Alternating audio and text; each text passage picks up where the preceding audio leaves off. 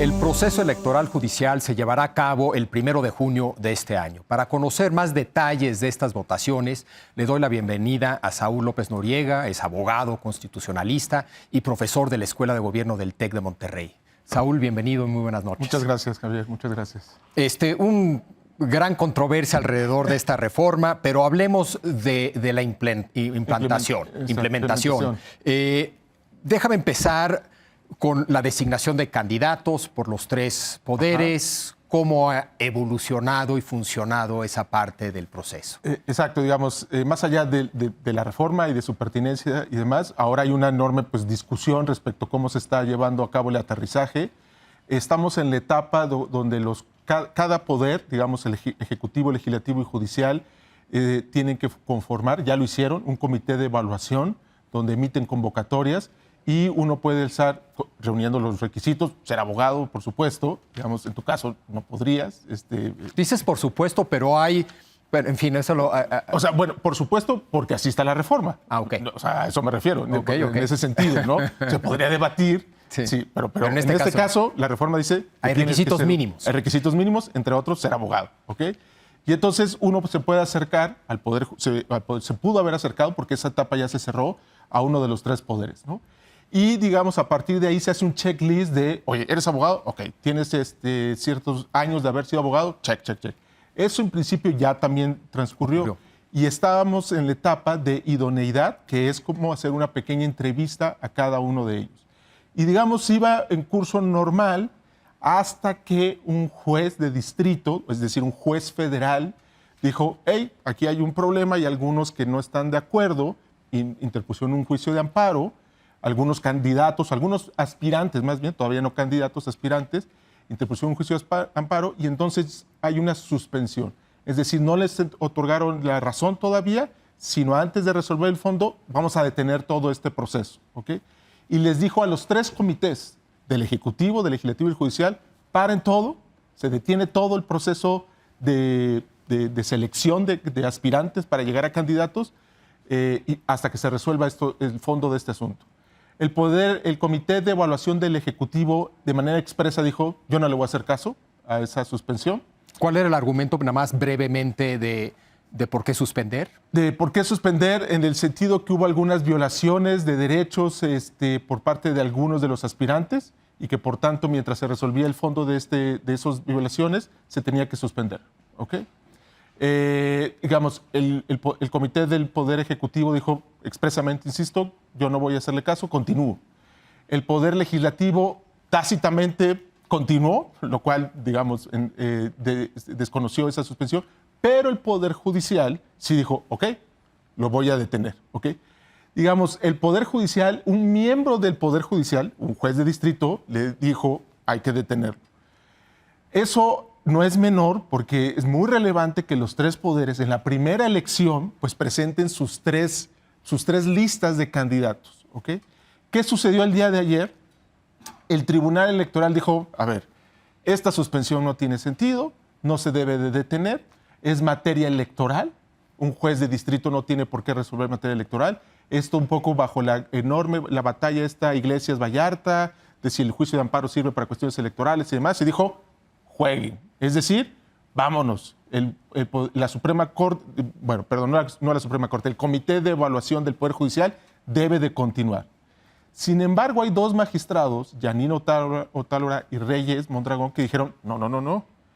Esto se debe haber consultado con la Suprema Corte, porque la Suprema Corte es la única instancia que puede revocar suspensiones de amparo. Dos, no solo había materia electoral, sino había otros derechos que estaban en juego en ese amparo.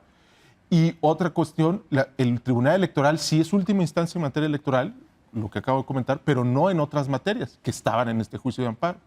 Entonces ahora, digamos, hay una enorme duda de cómo esta decisión del Tribunal Electoral de ayer la va a recibir el Comité Evaluador del Poder Judicial y si la Corte va a decidir atraer esas suspensiones para zanjar esta discusión competencial, muy, no menor, pero muy triqui jurídicamente. Y hay una cuestión muy relevante. Uno podría decir, bueno, pues ya el Poder Judicial que no presente listas y vámonos con... Yo creo que para legitimar el proceso, particularmente en un poder, el judicial, que ha sido muy reacio de la reforma judicial, creo que es muy relevante que se presente la lista y que haya candidatos que optaron por la vía de postularse por parte del Poder Judicial. No es menor, nada más para concluir, que el tiempo apremia. Uno podría decir, bueno, pues que esta discusión jurídica como de seminario continúe y veamos qué sucede y demás. El 12 de agosto tienen que enviarse la lista de los 3 poderes al INE. El 31 de febrero se tiene que es la fecha límite. El 12 de, perdón, agosto, disculpa, dije, de febrero, dije de agosto, discúlpame. Sí. Es el 12 de febrero. Sí. El 31 de enero se tiene que definir ya cuáles son la lista de candidatos de cada poder. Del 31 de enero al 12 de agosto se afinan detalles y ya de febrero, insisto, perdón, se mandan al INE. Entonces, esta discusión al interior del Comité Evaluador del Poder Judicial y del Poder Judicial de la Suprema Corte se tiene que resolver ya. Una pregunta, ¿cuánto tarda resolver el fondo del asunto, hablando de la necesidad de justicia expedita? ¿Estamos hablando de años o se puede resolver en días? Yo creo que, a mi juicio, esto tendría que ser una prioridad de la Suprema Corte. Se podría resolver en días. ¿Por qué no lo han hecho? ¿Han dado alguna razón? Se resolvió, la decisión del Tribunal Electoral se resolvió ayer en la tarde, noche. A mi juicio. ¿Pero cuándo se presentó el amparo? El amparo se resolvió hace varias semanas. Okay.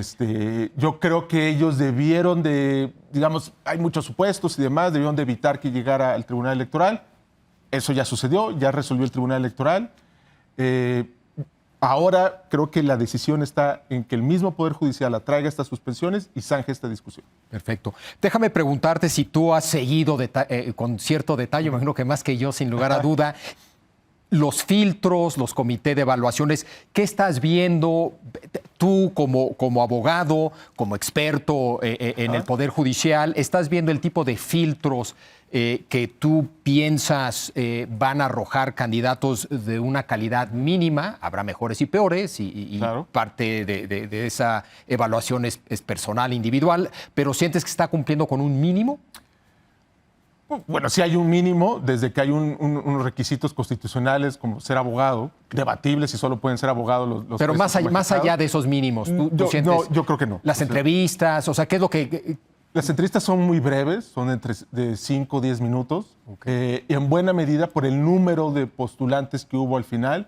No sé si recuerdas, al principio había muy pocos inscritos y literalmente horas antes de que cerrara la convocatoria hubo pues, una ola gigantesca cuantitativamente de postulantes. Al final hubo muchísimos y por tanto pues el tiempo que es disponible para cada uno de los postulantes se redujo de manera inevitable. De tal manera que el número de preguntas que se le puede hacer a cada uno de los aspirantes es muy pequeño. Entonces, auscultar a una persona, a un hombre o una mujer que está aspirando, pues en 5 o 10 minutos, es un tiempo muy, muy, muy menor para, no sé, 9 años, 6 años, que va a ser juez, magistrado, ministro, magistrado del Tribunal de Disciplina, yo creo que es muy, muy menor. ¿Son muy distintas las metodologías de los distintos comités de evaluación? Entre el Comité de Evaluación de Ejecutivo y Legislativo, no. En el caso del Poder Judicial, digamos, sí hay un esfuerzo, que cuantitativamente son mucho menos, ¿ok? Digamos, viendo cuántos se inscribieron, en el caso del Poder Judicial son mucho menos, y la mayoría son de carrera judicial. Creo que sí hay un esfuerzo por tratar hay un examen escrito, por ejemplo, en los otros dos no hay un examen escrito, y hay un esfuerzo, se puede discutir si es pertinente, yo creo que es pertinente, por evaluar aspectos técnicos de los aspirantes. ¿Okay? Perfecto. Tristemente se nos acabó el tiempo. Perdón. Hay un aspecto muy rápido que es el tema de los estados. Los estados, en marzo se tiene que haber aprobado la reforma judicial en cada entidad, y está la discusión de si los estados van a elecciones en 25, muy poco tiempo, de marzo a junio, o si mandan a elecciones a 2027. Bueno, ¿okay? Pues seguro seguiremos platicando contigo de este tema. Creo que es importante entenderlo, que los ciudadanos que vamos a salir a votar ese 1 de junio sepamos cómo fue el proceso Así es. dentro del cual vamos a tener que elegir alguno de los candidatos. Y sobre todo no olvidar las entidades federativas, que Claro. nos hemos enfocado mucho en el ámbito federal, pero las entidades federativas no es menor, sobre todo por lo apretado de los tiempos. Claro, pues muchísimas Al gracias, contrario. Saúl. Tenemos que hacer una pausa y ahorita regresamos para hablar del primer año del presidente Argentina, Javier Milei.